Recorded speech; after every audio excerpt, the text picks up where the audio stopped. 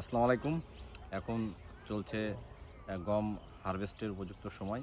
আমরা এখন গমের ফিল্ডে দাঁড়িয়ে আছি। আপনারা এখন যে সিজন, এই সিজনে অনেক সময় ঝড় বৃষ্টি সম্ভাবনা আছে। আপনারা খুবই দ্রুত সময়ের ভিতরে যারা এই গম চাষাবাদ করেছেন তারা খুব দ্রুত সময়ের ভিতরে হারভেস্ট করে ফেলবেন। হারভেস্টের জন্য উপযুক্ত এখন আপনাদের বিষয়ে আলোচনা করব। আপনারা দেখতে পাচ্ছেন এখানে একটি গমের গাছ।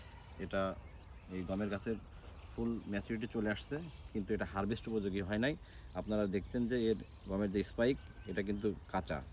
এই গমের স্পাইকটা শুকায় যাবে এবং এর ভিতরে যে আর্দ্রতা, এটা সর্বনিম্ন 20%-এর 20 বা 25%-এর নিচে আসলে আপনারা এই গমটি হারভেস্টের উপযুক্ত সময় বলে বিবেচিত হবে। যে সকল গম এর নাবিজাত সেগুলো 100 থেকে 110 দিনের ভিতরে হারভেস্ট উপযোগী হয় এবং এছাড়াও অনেক গম আছে যারা 120 দিনের ভিতরে হারভেস্ট উপযোগী হয়।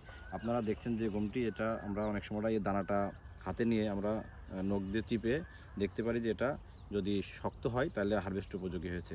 এছাড়া গমের পুরো অংশটাই যখন লাল বা এরকম সোনালি কালার ধারণ করবে, আমরা সেই সময় হারভেস্ট করব।